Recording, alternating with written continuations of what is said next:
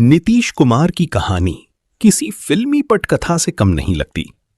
1 मार्च 1951 को बिहार के बख्तियारपुर में जन्मे नीतीश कुमार एक साधारण परिवार से निकले, जहां उनके पिता स्वतंत्रता सेनानी और आयुर्वेदिक चिकित्सक थे।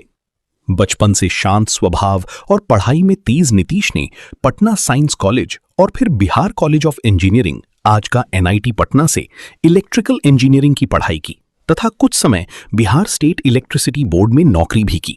लेकिन उनका मन मशीनों से ज्यादा समाज और राजनीति को बदलने में लगता था।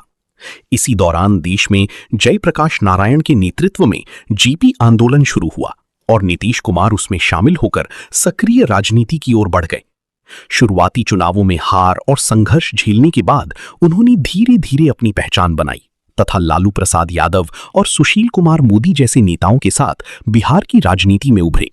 बाद में उन्होंने जॉर्ज फर्नांडिस के साथ समता पार्टी बनाई और राष्ट्रीय राजनीति में अपनी जगह मजबूत की। अटल बिहारी वाजपेयी की सरकार में रेल मंत्री और कृषि मंत्री जैसे महत्वपूर्ण पद संभालते हुए उनकी छवि एक साफ सुथरे और काम करने वाले नेता की बनी। वर्ष 2005 में जब वे बिहार की मुख्यमंत्री बने तो राज्य की तस्वीर बदलने की कोशिश शुरू हुई। सड़कों का निर्माण, कानून व्यवस्था में सुधार, छात्राओं के लिए साइकिल योजना, महिलाओं को पंचायतों में आरक्षण और विकास कार्यों के कारण उन्हें सुशासन बाबू कहा जाने लगा तथा बिहार की पहचान बदलती दिखाई दी। लेकिन समय के साथ राजनीति में गठबंधनों का खेल बढ़ता गया। उन्होंने कभी NDA छोड़ा, फिर महागठबंधन बनाया, फिर वापस NDA में आए और कई बार राजनीतिक पाला बदलने के कारण उनकी विश्वसनीयता पर सवाल उठने लगे। जनता के एक हिस्से ने इसे रणनीति माना तो दूसरे हिस्से ने पलटू राम कहा। धीरे धीरे उनका राजनीतिक राइज एक विवादित फॉल में बदलता नजर आया। लंबे समय तक बिहार की सत्ता में रहने के बाद राजनीति और राज्यसभा में जाने की चर्चाएं तेज हुईं, जहां उनके राजनीतिक जीवन का नया अध्याय शुरू होने लगा।